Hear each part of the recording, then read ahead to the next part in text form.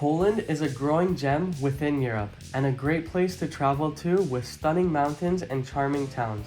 Let me tell you the 10 best things you can do in Poland that aren't just the popular touristy spots. Let's start this list off with the most popular city to visit in Poland, which is Kraków. There's a reason most people want to visit this city, and that's because it's a very charming European city. The city is defined by Wawel Castle that overlooks the entire city and the stunning Old Town Square in the center of the city. Kraków is also home to where the bagel was first invented. A short trip away from Kraków is Auschwitz-Birkenau. This is a spot that holds a ton of significance in world history. Visiting here is really hard and definitely takes a toll on you because you can see a lot of the stuff that was around back then, like the beds and even the gas chambers. On a lighter note, one of the underrated and most charming cities in Poland is Wrocław. This city is split by the Odra River and it has a bunch of cool islands here too. The main square here is also just beautiful because of the colorful houses, and it's a city where you can experience more of a traditional Polish city because there's not too many tourists here. Another city in the south that's a good vibe to visit is Krynica-Zdrój. This is known as the spa town of Poland. It's also known for its mineral water, which is popular in Poland, and lots of people come here to drink the water for its healing properties.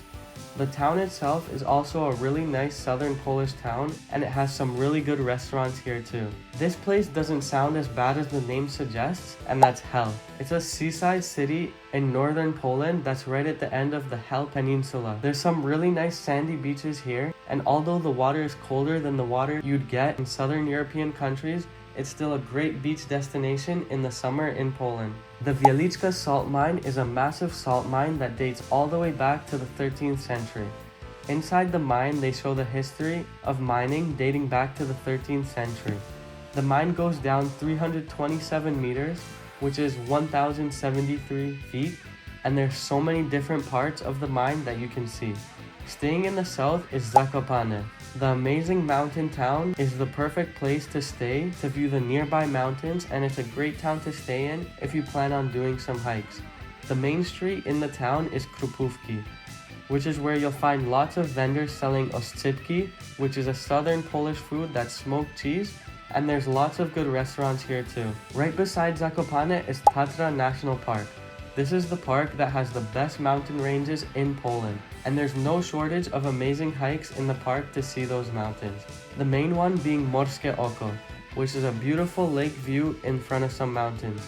If you continue down that hike, you can reach Poland's tallest peak, Rysy, and another great hike in the park is Dolina Pięciu Stawów. But there's so many more hikes in the area too that you can spend a few days to do them all. Going back north is the seaside city of Gdańsk.